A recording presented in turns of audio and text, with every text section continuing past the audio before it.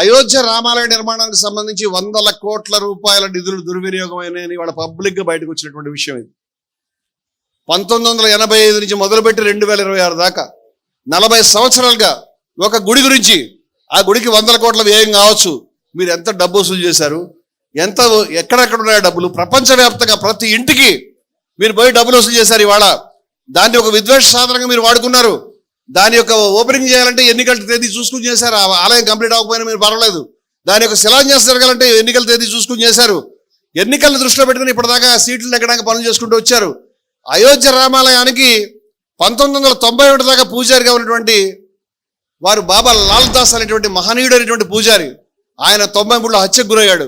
ఆ మహానుభావుడు ఆ రోజు బొత్తుకున్నాడు, మీరు డబ్బులు సంపాదిస్తున్నారు అని.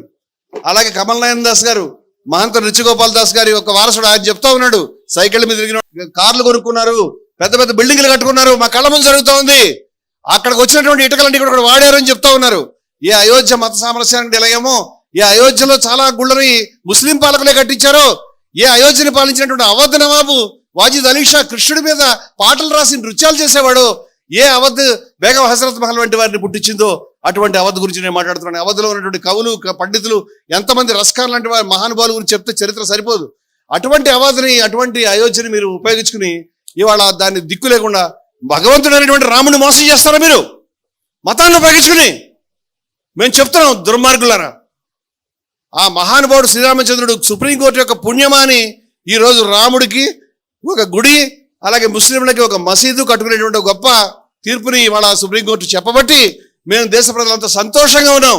ఈ దుర్మార్గం ఏదైతే, మీ నాటకం ఏదైతే ఉందో, ఇప్పటిదాకా శత్రువులు చెప్తే వేరే రకంగా అనుకునేవారు. ఇవాళ జ్యువెలరీ వాళ్ళు అడుగుతున్నారు, మేము ఇచ్చిన 100 వెండి ఇటుకలు ఎక్కడ పోయినాయి, మేము ఇచ్చినటువంటి నగలు ఎక్కడ పోయినాయి, మేము ఇచ్చిన పాత్రలు ఎక్కడ పోయినాయి, మేము ఇచ్చినటువంటి కోట్ల రూపాయలు ఎక్కడికి పోయినాయి అని అడుగుతూ ఉన్నారు.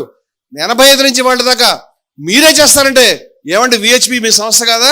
ఏమంటే మీరు లేరా వాటిల్లోనూ?